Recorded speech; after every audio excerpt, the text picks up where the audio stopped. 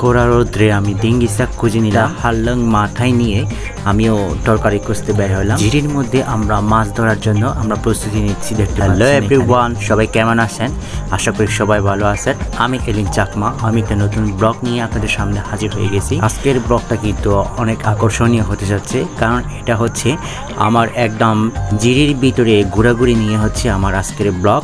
ঝিরিতে গিয়ে আমরা কিভাবে মাছ ধরলাম বা কিভাবে কাঁকড়া ধরলাম, এরপরে আমরা কিভাবে একটু দোলনায় দৌড়লাম, এরপরে আমরা কিভাবে রান্না করে খেলাম, এই নিয়ে হচ্ছে আজকের ভিডিও। আমিও ছেলে হয়ে মেয়ের কাজগুলো আমি করে দেখলাম। সো আসলে আমরাই ছেলে হয়ে আমরা মেয়েদের কাজগুলো করতে পারি। আমি এখানে বাস্তবে দেখলাম যখন আমি রান্না করলাম, তো রান্নাগুলো নাকি অনেক স্বাদ হয়ে গেছে। আমি নিজে আমার রান্নাগুলো আমি স্বাদ পাই না, তো অন্যরা যারা খেয়ে দেখছে ওরা সবাই কিন্তু মজা পাইছে।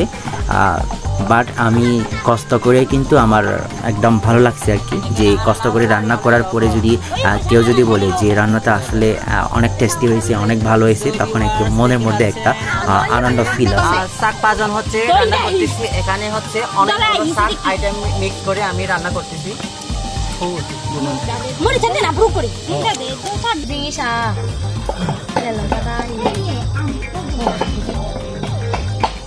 আমরা যেখানে যাই না কেন আমরা নিজেরাই রান্না করে খাই, আর আমরা নিজেরাই যদি রান্না করি তাহলে কিন্তু অনেক টেস্টি লাগে, আমাদের কাছে অনেক সুস্বাদু লাগে।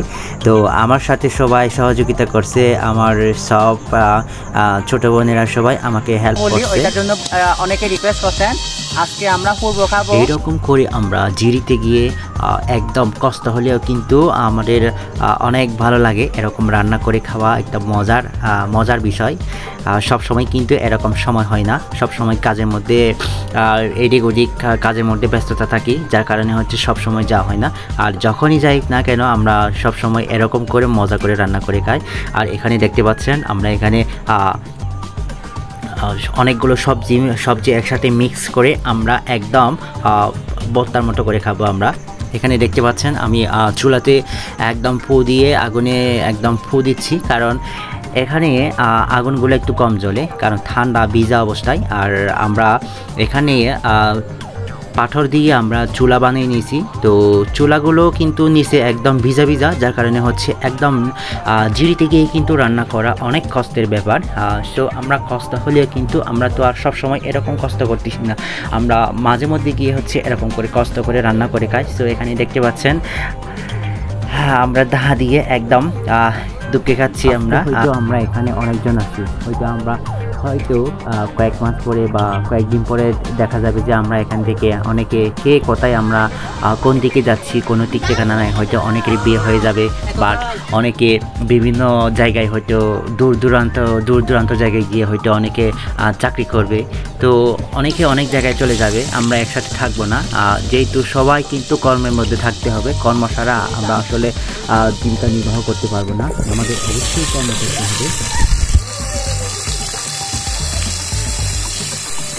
বাবারে বাবা, এত ধোয়াতে পারতেছি না, আমরা এটা রান্না করতেছি, রান্না করতেছি আর পারতেছি না, পুরা এত কষ্ট হচ্ছে বলার মতো না। তবু আমরা কিন্তু শেষমেশ রান্না করা শেষ হওয়ার পরে কিন্তু আমি এখন সবাইকে যতটুকু পারি হচ্ছে সবাইকে একটু করে ভাগ করে দিচ্ছি আমি, একদম গরম।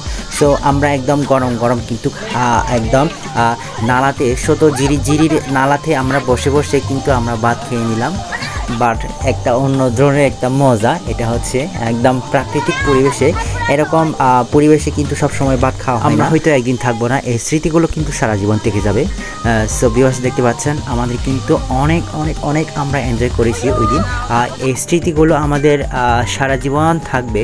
বাট আমরা যেহেতু থাকবো না, কারণ মানুষের জীবন কখন শেষ হয়ে যায়, সবসময় ভালো রাখার চেষ্টা করবেন। আপনি যদি মনটাকে সবসময় ভালো রাখেন তাহলে কিন্তু আপনি নিজে সুস্থ থাকবেন, অবশ্যই সুস্থ থাকবেন। কারণ মাঝে মধ্যে একটু ঘোরাঘুরিও করতে হয়, ঘোরাঘুরি না করলে কিন্তু মন আসলে ঠিক থাকে না।